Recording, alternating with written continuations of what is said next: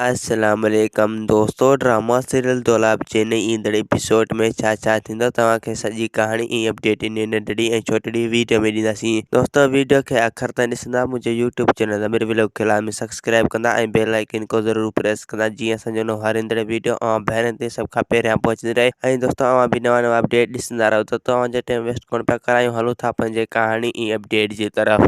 दोस्तों हाणे तव्हां ॾिसो त मुराद जेको आहे रेज़न सां ॻाल्हियूं कंदो। रेज़न खे चवंदो त अगरि तूं जेसीं ताईं अली खान खे आज़ाद नथो करीं, जेसीं ताईं मां मिठल खे बि आज़ाद न कंदसि। अगरि जेकॾहिं अली खान खे कुझु बि थियो त पोइ मिठल जो अव्हां ॾे लाश हूंदो। रेज़न चवंदो त अगरि तो मुंहिंजे भाउ खे का बि नुक़सान पहुचाए त पोइ मां तोखां फुड़े फुड़े जो हिसाबु वठंदसि। पोइ त तुंहिंजे घर में क़यामत अची वेंदी। इन खां पहिरियां तोखे मुंहिंजे भाउ मिठल खे आज़ाद करणो पवंदो। अगरि तो ईअं न कयो त पोइ मां तुंहिंजे घर खे क़यामत बणाए छॾींदसि। ऐं ॿिए पासे दोस्तों हाणे तव्हां ॾिसंदो त मुराद ऐं पीरियल आस्ता आस्ता तोतल जा पेरा खणी वञी अली खान वटि पुॼंदा। त पोइ हुतां अली खान खे आज़ाद करे ऐं सोडल बि हिननि जो पीछो कंदो, यानी तोतल जो पीछो कंदो ऐं मुराद वारा बि उन जो पीछो कंदा। बहरहाल मुराद वारा अली खान खे सोडल खां पहिरियां अॻु आज़ाद करे वठंदा। ऐं ॿिए पासे दोस्तों हाणे तव्हां ॾिसंदो त रेस शाह नवाज़ अली खान खे ज़िंदा ॾिसंदो त पोइ उन जे अंदर में बाहियूं हूंदियूं। इन पोइ हू हाशिम खे धमकाईंदो त तो